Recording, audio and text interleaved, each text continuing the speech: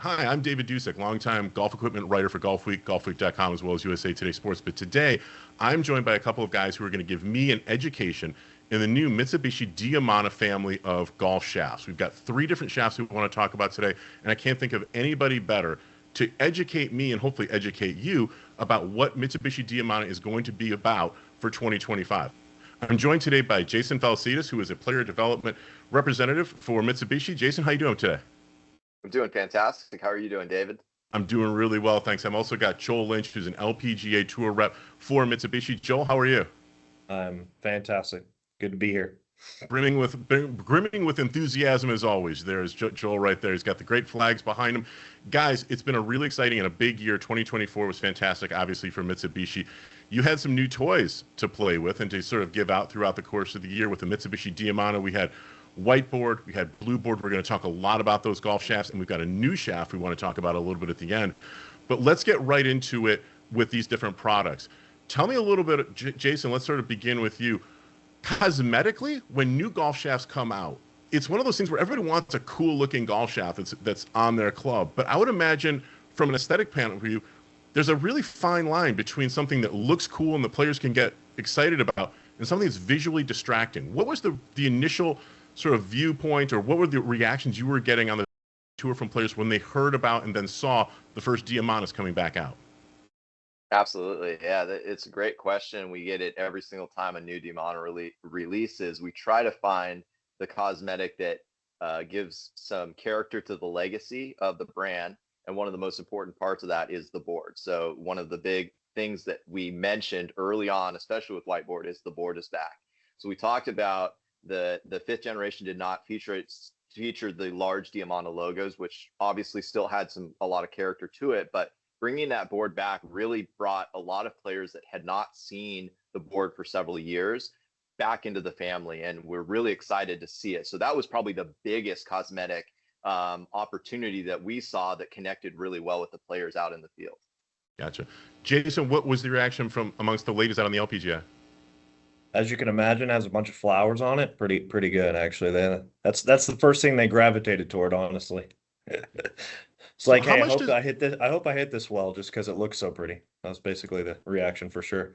How much equity amongst younger players do you find that the name just simply Diamana? It's been around for decades at this point, and old timers like me, like we remember the very first ones, and I remember players at the elite level winning major championships with this, winning week to week, events you would see, on TV using these shafts. So Jason, let me ask you this. How much does the name Diamana mean to this next generation of players, many of whom say if they are 20 or 25 years old, they may not have even been born or been aware of these shafts when they were first coming out a couple decades ago? Again, we're talking today about the sixth generation. What does the name Diamana mean, and do they recognize what that heritage and that lineage really means? Absolutely, because all of these players, regardless of when they started playing golf, and even, to a degree how old they are, they've all seen major champions with these golf shafts in their hands. So the legacy of Diamana continues to live based on its winning performance. And then even today, the players that had, even the younger players, had probably started with some version of a blue board or a whiteboard in their driver, and whether it be in junior golf or high school. So they had it even, as a younger player. And it just continues to hold itself in its own, on its own performance, and every generation has proven to be successful. So I think that you're totally right. Generation to generation, it still carries a significant amount of weight, even among the younger players, and of course among the players of the past generations. Joel, in your experience, Mitsubishi has adopted a color coding system, and thankfully, I think for a lot of consumers out there, been relatively consistent with this color coding. When you're working with the women on the LPGA and you present them with new clubs, how helpful is it that the color coding system, which is in the sixth generation Diamana, sort of has a relationship to shafts that they have used in the past? It makes it definitely easier for sure. And I mean, we're the ones that started that 20 years ago. So we've always kind of kept that same color code system. And as you see, competitors have kind of adopted that as well. So it's luckily now it's something that the modern player is pretty attuned on what the colors mean. And if they're not, it's an easy story to tell for sure with the different profiles and what they do. It also makes it, I could tell you for sure, and Jason would probably have the exact same feedback here, is it makes it a lot easier with the club reps for sure. Where they're running up and down the range, and maybe they're not familiar with a past product we had that wasn't color coded. So it makes it a lot easier and seamless for them just to go, okay, I know if this isn't working out and I need to maybe change a ball flight, this would be the next step for sure. So it's definitely something that we've all gotten used to that system, but it's good to have it a little bit cleaner for sure in this generation. And the feedback I've got not only from reps, but in the field at aftermarket accounts, same thing. They're really happy with, hey, just making it clean, and that way we can just go to it and know exactly what we're looking for sure. So Jason, in some ways, it sounds like it almost gives players to some degree, but then certainly fitters, a running start into understanding what the shaft is going to be about. Absolutely. I think that we have done a clean job of maintaining the profile ideology throughout the generation. So your red is always going to feel to a degree like a traditional red part. The blue will be in its counterparts. The white profile will fit what you would expect to. And I'm sure we'll talk about more the fitting that we're going into, but absolutely the starting points are incredibly relevant and important as people are going in to get more fittings. We know that people and players are getting fit more by people and professionals who would like to have a good starting point. And so we try to give that to them. Mm-hmm. It's hugely important. So Joel, let's start out and create a baseline here for this conversation.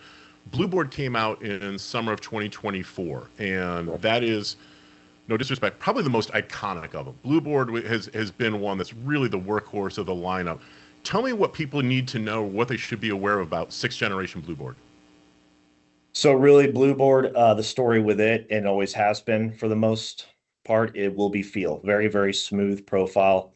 I believe, and I believe the whole team is very proud of this, with the 6th gen Blue Board, we did a really nice job of keeping it an even kind of EI profile this year. So there really is no kind of hot spots, whether that's soft or very stiff throughout the shaft, and it's just a very kind of even line. So the feedback we've been getting so far is, first off the bat, it feels very smooth. We get the feedback a lot that it feels easy to hit, if that makes sense. They don't have to overwork it or feel like they're, trying to baby it because it might be too soft. It's just a very nice one-piece feel.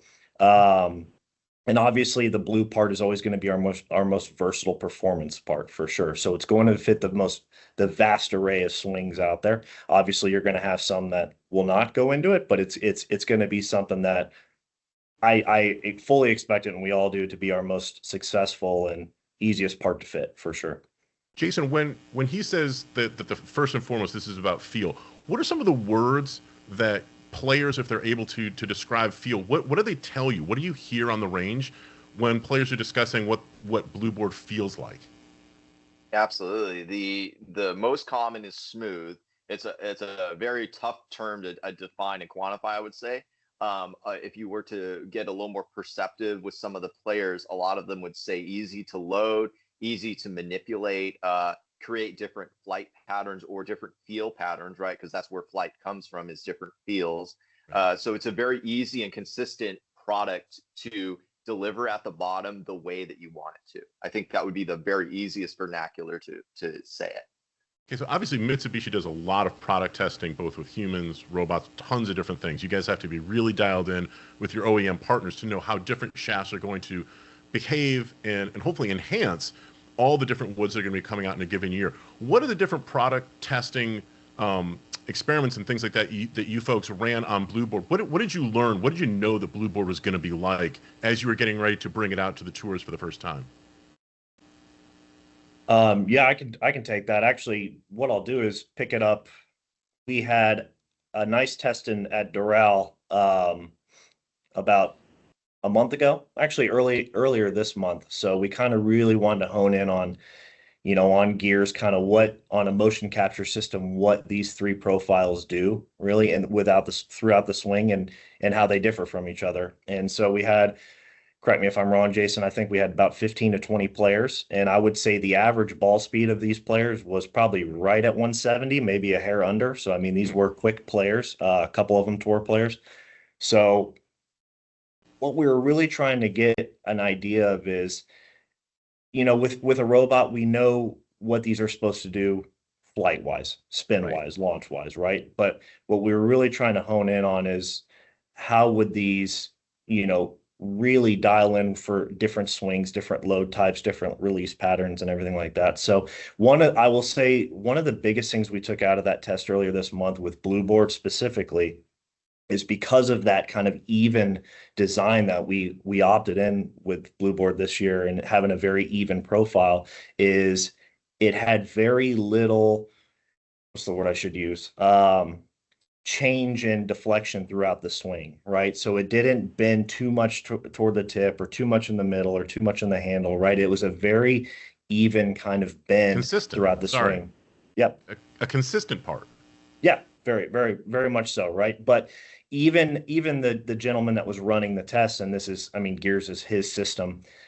He was even turning around and going, I don't know if I've ever seen a shaft that had a ratio of bend to deflection or droop to deflection as tight as Blue Board and as even as it was. So it was something, and even the players, the feedback was the same thing with the feel of it. They just felt like it was a very one piece shaft. And to be honest with you, I mean, we'll get into this more later with the other families, but all three of them kind of have a similar trend along that line where it wasn't very easy to tell for the most part. Is like, okay, this part feels way different than this one, and this one feels obviously the softest or the stiffest, right? And that's kind of one goal we had for sure. Well, that obviously from a fitting standpoint would help if there's a little bit of overlap, and that gives the fitter an opportunity to change around and No tinker doubt. with different pieces and pull different levers to get the player into the ideal situation.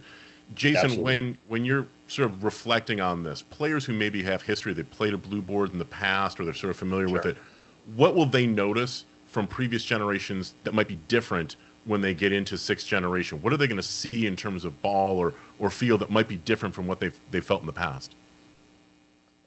Well, it's a very fine line to walk because, as we were talking about, Diamana is synonymous with feel. So we have to be very careful. And that's where the player testing, as Joel was talking about, comes in, is we are very in tune with performance because obviously we want to create the highest performing shafts. But to that end, we also have to make sure we're gathering a large amount of player feedback to say this is how we fine tune the segments of the shaft to create the correct profile that feels the best and gives you the performance. So to that end, with the players, they will notice that we have used certain aspects that we have used in prior generations, some technology, some materials that have a legacy of success. But again, every iteration and every generation that comes out, we're fine tuning those aspects. So with Blue Board in particular, this profile compared to the fifth gen product is going to have a slightly softer handle section than that prior generation, which gives us that more consistent feel across the board. And so with the Blue Board, it does feel slightly smoother, would say, than the prior generation. But we also were able to create some small weight saving gains in certain things that we did to the shaft that allowed us to create some more speed. So I would say, generally speaking, we were able to create one of the unicorns in the industry, which is a very, very amazing feeling shaft that's very fast and very consistent. So that all told is creating the perfect performance package for any given player. Count me as a player at the recreational level who is here for more consistency and more speed and distance. No. Jason, let's transition then into whiteboard. We sort of established what one thing with a Blue Board is going to be about. What should people be aware of, or what should they know about whiteboard? That one obviously came out in 2024, a little bit ahead of Blue Board out on the tours. What should people know about whiteboard? Absolutely. Well, whiteboard is going to be probably the more stable part of the family, as traditional whiteboards have a slightly stiffer profile. In this particular shaft, the middle segment of the shaft is very stable, which creates a lot of stiffness where you would need it when you want to load the shaft very hard. So we do see, just transitioning into what we see with players, but a lot of the players that have harder handle loads or harder pulls on the shaft and create more dynamic angles in the swing will typically like the whiteboard because it holds up and you can load it really, really hard even as you're pulling. And we know that players, especially when we talk to competitive players, those ones on tour are better amateurs. The deeper you get into the tournament, the faster you're moving because adrenaline starts to kick in. So whiteboard is kind of one of those that if a player already has a significant amount of speed and they're creating a large amount of load on the shaft, the whiteboard does hold up for those players. What they'll notice with this one, similar to what we did to blue board, is we were again able to scoop a little bit of weight out of it, which is helpful for speed and still maintain a high degree of stability, which ultimately for this player is very, very important.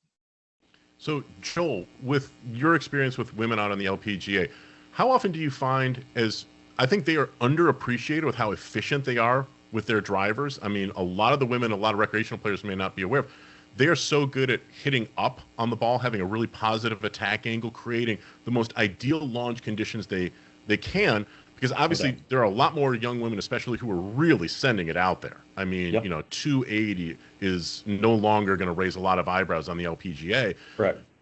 When I think that I always have associated whiteboard with the biggest hitting guys, but I have a feeling that as women, especially more and more athletic women, get involved in golf, that you may end up seeing.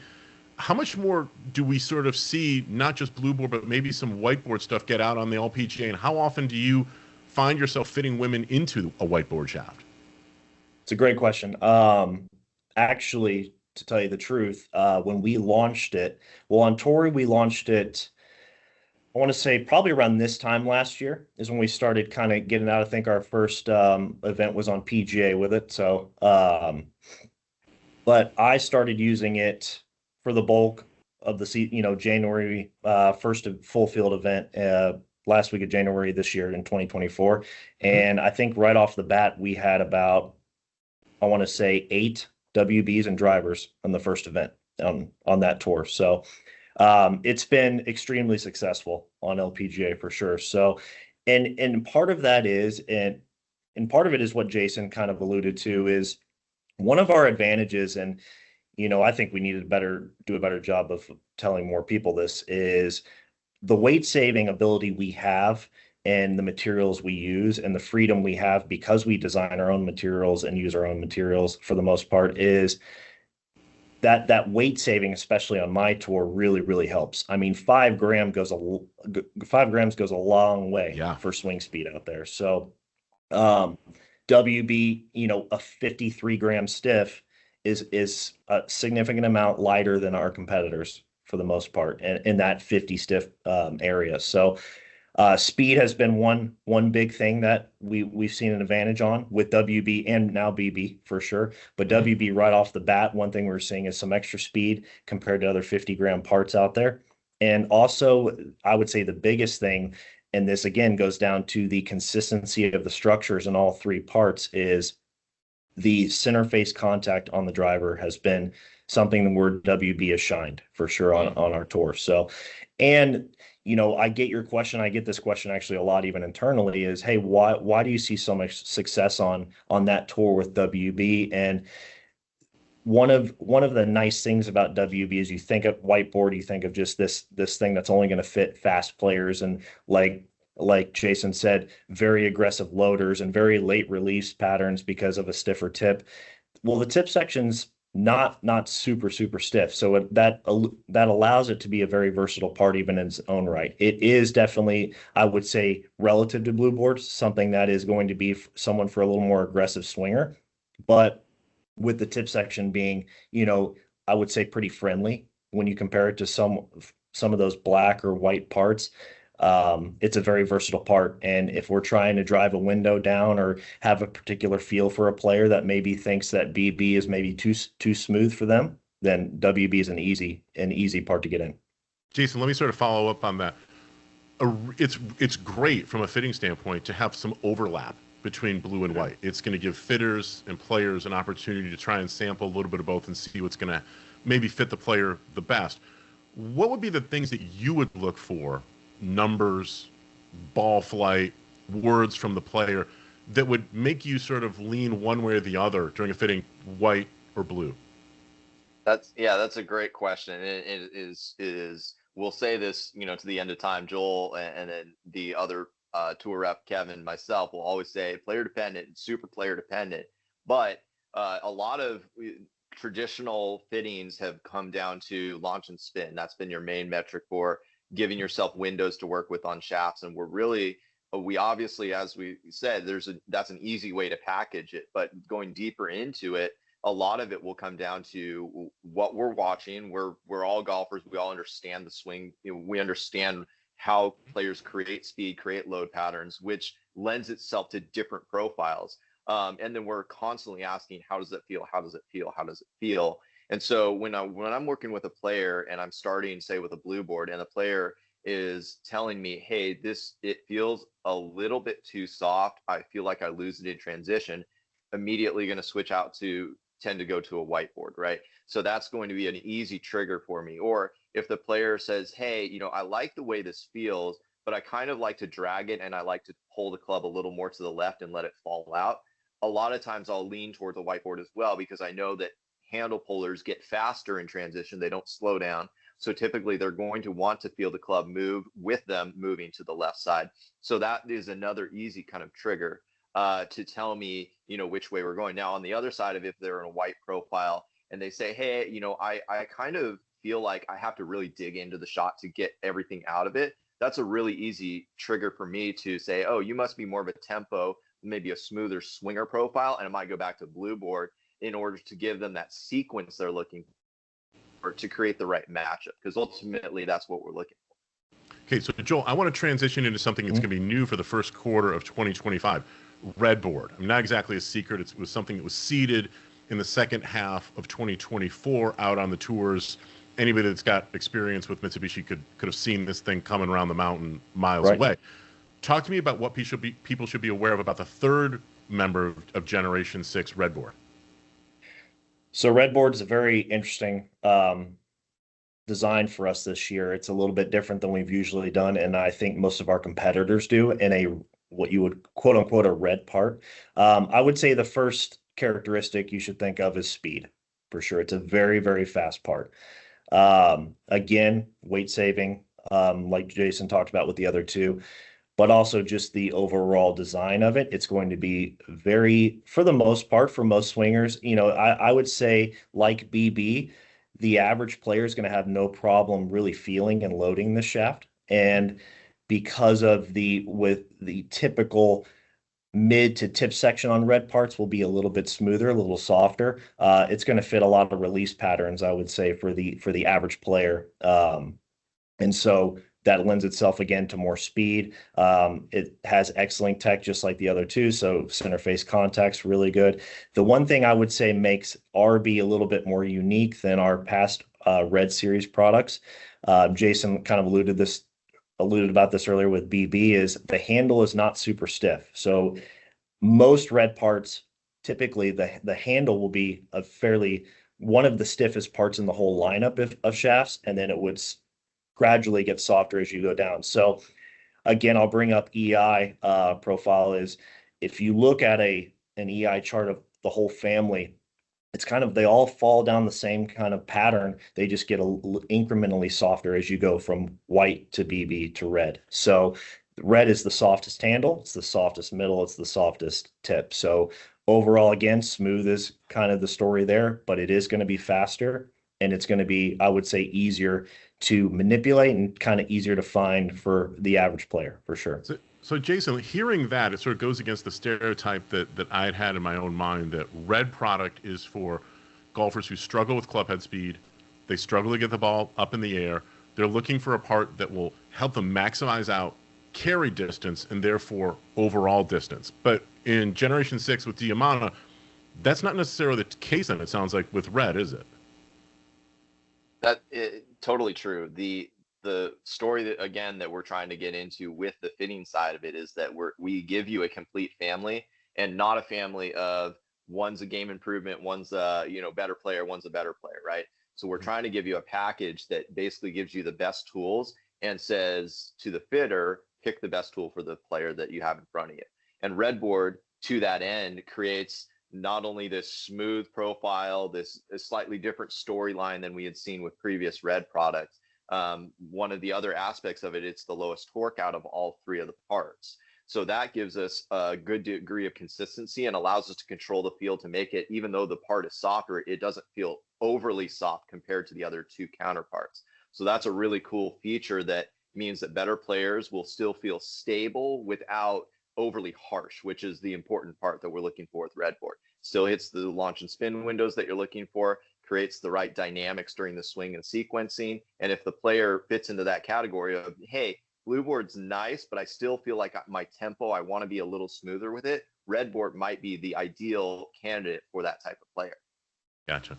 So we've been talking during this conversation primarily, I think, about drivers, almost exclusively about drivers. And we've got 3 different shafts that are designed to have similarities and have some overlap, but are really designed to provide different things to different types of golfers.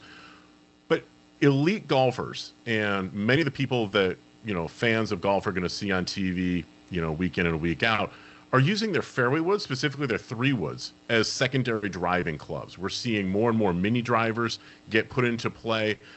We're seeing 3 wood off the tee because in some cases, and boy, don't I wish this was my problem, drivers go too far.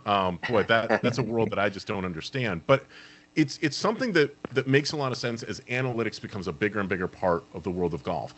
Joel, how do some of the shafts that we've been talking about today, whiteboard, blue board, red board, how do they fit into the world of these nuclear-powered fairway woods and the way that better players are using their fairway woods off the tee these days?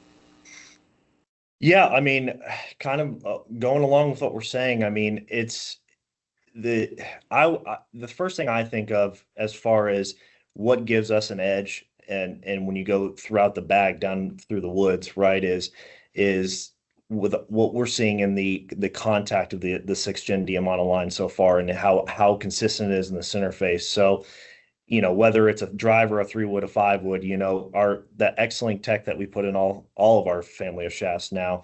And if we don't know what that is, I'll go into it a little bit. Basically, what X-Link is the ability to use as much pure carbon throughout the shaft without having to use as much resin as I would say all of our competitors. So what you're getting is as pure of a carbon shaft as possible without sacrificing any strength or flexibility in it. So what that obviously allows us to do is quality control, right? I mean, shaft to shaft, they're going to be very, very similar, but also what we're seeing is with every iteration we use is the ability to find the center of the face more efficiently, for sure. So to your question with fairways, I expect BB to be our most popular fairway shaft. I don't see why it wouldn't be. WB is already in some fairway shafts on my tour for sure, but again, we haven't had BB quite as long. But going in kind of the minutia of it, I mean, drivers, what you typically see is maybe a little bit stiffer profile in a driver, and then maybe soften it up a little bit in the fairway. And I expect that still to be kind of a trend. But again, what Jason and I are talking about is so player dependent. But I expect BB because of its very stable profile throughout, but also having a little bit more play in the bottom than WB. You're going to see it work out really well for fairways because they don't deflect as much as drivers do at the bottom with the CG and everything. So if we could pair that with hitting the middle of the face and get that smash factor up as high as possible. I mean, it doesn't matter what wood you put in, it's gonna react as well as it does in a driver for sure. Jason, let's build on that a little bit with your experience with the fellows out on the PGA Tour. Do you find most often that players will match up the shafts in their fairway woods that they have in their driver? Or do you find, for example, if a player is maybe in whiteboard in the driver, that they're looking for something different in their fairway woods, a 3 wood or a mini driver or a 7 wood, so they might go into a different color code? And how often do you sort of see that? And what's your experience with fairway woods as they relate to 6th-gen Diamana? Absolutely. Yeah. I would say it might even be as clean as a 50-50 split on the theory that goes into a specific player's bag. A lot of it comes down to how far they're hitting everything, because as you mentioned, the 3 wood distances are getting longer, and the players out on the PGA Tour or the Korn Ferry Tour are significantly longer than they were 30 years ago. So now, because of the shaping of courses, the dog legs and all that, you're getting 3 woods that are, yes, there are certain players that are bringing in 13.5-degree mini drivers or even 13.5, fairway woods, creating more driver-like ball flights. Those players might lean into playing more of a driver shaft style shaft in their 3-wood because that's the style that they're trying to hit. But then you have this completely other side of players where everything has gotten so low spin and they're already really good at creating correct angles at the bottom that they're actually going up in loft. They're playing 4-woods and 16-5 3-woods that are allowing them to hit a old style 3-wood window. And that player might benefit from a little bit more trajectory, playing a softer part that creates a little more dynamic loft and helps them launch it a little easier. So you see both sides of it. I hate to not pin down that question for you, but we really do see that divide with the players. And ultimately, like I had said before, the idea is we're trying to create the right matchup that meets the fitting expectation of the player when they leave that fitting. So, obviously there's going to be some odd ones. You're going to have 4-wood shafts that have whiteboards in them, and you're going to have, super strong lofted 2-woods and 3-woods that have red boards in them because that's the player feel or that's the dynamic, or ultimately they tried all three and they're like, this is just works the best. So I don't know why, but this is the most sequential setup for me. So that's what we're seeing. To your point, it's such a diverse mix of players now. It's really intriguing. It's really interesting. And that's why we think the 6th generation family is ultimately superior to pretty much anything that we've come out with so far because it has that versatility. Well, I will add one more, David, if you don't mind, I'll add one more thing as it regards to fairways and this goes back to kind of what we were talking about with the weight story earlier, is the modern player is, if you look in the past 20 years, especially like with our Diamana line, we're going lighter and lighter. And so, as most shafts are, materials are getting so good every year that you can allow yourself to go down from 83 to now 73, and some players even a 63 or 60 gram part in a 3-wood. So to your question, a little bit more like, and especially if you're doing a low lofted fairway or a mini driver, you're seeing a lot of 60 gram parts. And even those where typically you would never see a 60 gram part. And again, with the material we're using, we're able to go a lot lighter than most shaft companies, and especially in those 3-woods where they're trying to get it to act like a driver, you see more 60 grams now in fairways where you hardly ever used to see that. Back in the original blue board, you saw a lot of 90 gram blue boards and 3-woods even. So the ability with the materials and the evolution of that is we're seeing a lot more driver weight type shafts in fairway, which for sure. And so you're going to pick up speed there as well. Well, I don't have a PhD like you guys do in Diamana, but after listening to this conversation, I feel like I know a lot more about 6th Gen Diamana than I did at the beginning. Joel, Jason, thank you so much for giving me all this really cool information. I'm sure 2025 is going to be a really exciting year for you guys and for Mitsubishi. So thanks a lot, and I look forward to talking to you again really soon. Thanks, Thank you, David. We appreciate it. It was a pleasure.